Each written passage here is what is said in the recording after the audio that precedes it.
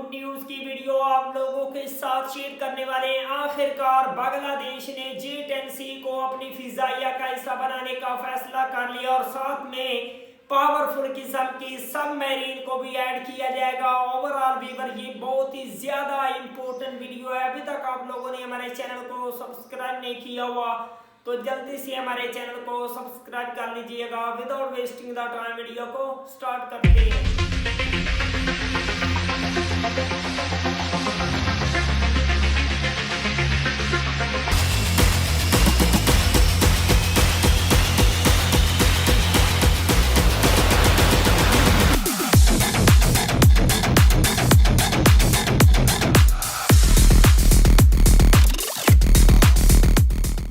বন্ধুরা, আজকের ভিডিওটিতে আমরা আপনাদেরকে বেশ কিছু সুখবর দেব।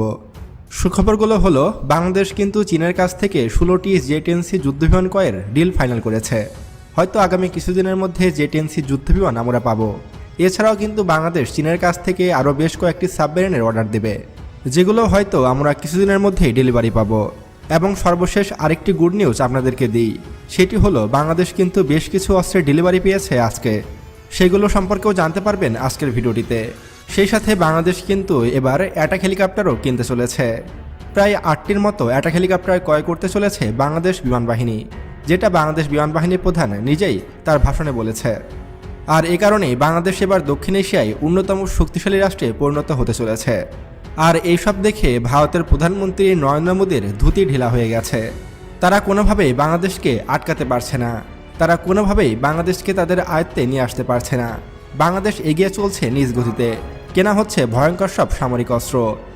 এছাড়াও নিজ দেশেই বর্তমানে মিসাইল তৈরির এবং মিসাইল উৎপাদনের কারখানা স্থাপন করা হচ্ছে, যেটা হয়ে গেলে বাংলাদেশ হবে পৃথিবীর মধ্যে অন্যতম শক্তিশালী একটি রাষ্ট্র এবং দক্ষিণ এশিয়ায় নতুন পরাশক্তি হিসাবে আবির্ভাব ঘটতে চলেছে বাংলাদেশের, যেটা ভারত কখনো কল্পনা করেনি।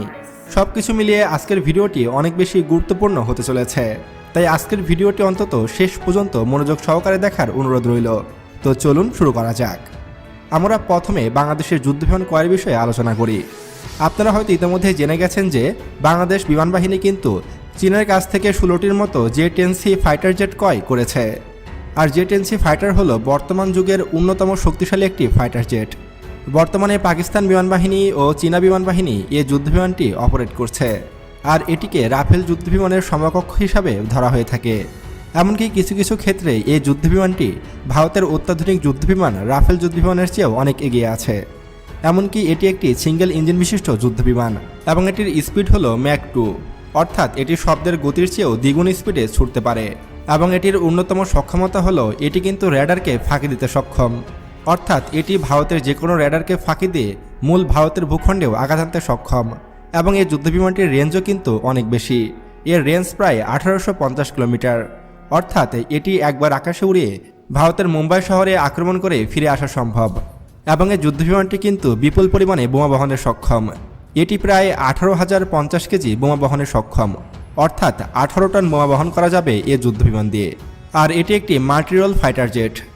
এবং এই যুদ্ধবিমানের গতি এত বেশি এবং এটি এত বেশি বোমা বহন করতে পারে যে এটি দিয়ে মাত্র 30 মিনিটের মধ্যেই ভারতের কলকাতাকে উড়িয়ে দেওয়া সম্ভব। আর এটি নিয়ে চিন্তায় পড়ে গেছে পুরো ভারতীয় মিডিয়া। তারা কোনোভাবে মেনে নিতে পারছে না যে বাংলাদেশ চীনের কাছ থেকে J-10C ক্রয় করছে। বন্ধুরা, J-10C ছাড়াও আরও একটি সুখবর আপনাদেরকে জানাই, আর সেটি হলো যে বাংলাদেশ কিন্তু এবার সাবমেরিন ক্রয় করতে চলেছে। আর এটি একটি না দুইটি না, প্রায় 12টির মতো সাবমেরিন ক্রয় করার প্ল্যান রয়েছে বাংলাদেশের।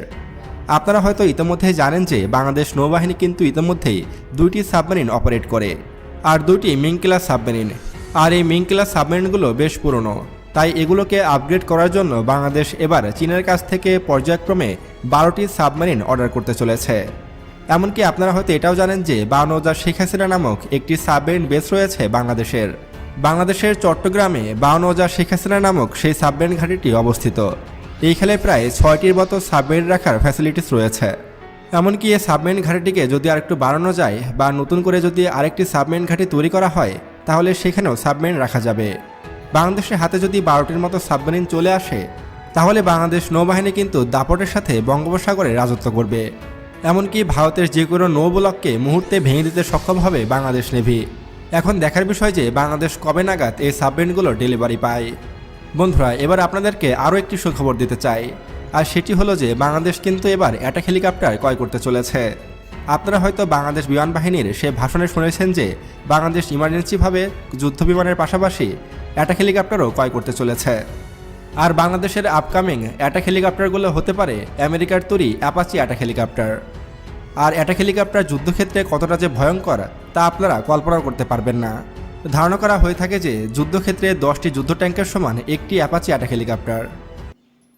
वाह वंडरफुल वीवर, बहुत ही जबरदस्त और पावरफुल किस्म का J-10C फाइटर जेट है। और काफी पिछले कुछ अरसे से वीवर बांग्लादेश जो है इस फाइटर जेट को बाय करने में लगा हुआ है। आखिरकार बांग्लादेश ने अपनी फिजाइया में इस फाइटर जेट को शामिल करने का फैसला कर लिया है और साथ में पावरफुल किस्म की सबमरीन को भी ऐड किया जाएगा। ये वीवर बांग्लादेश का एक बहुत बड़ा स्टेप है, बहुत ही ज्यादा अपनी एयरफोर्स को स्ट्रॉन्ग करने के लिए अच्छा फैसला है। अगर आप लोगों को मजीद इंफॉर्मेटिव वीडियो देखनी है जल्दी से हमारे चैनल को सब्सक्राइब कर लीजिएगा। मिलते हैं आपसे नेक्स्ट वीडियो में इंशाअल्लाह, तब तक के लिए अल्लाह हाफिज।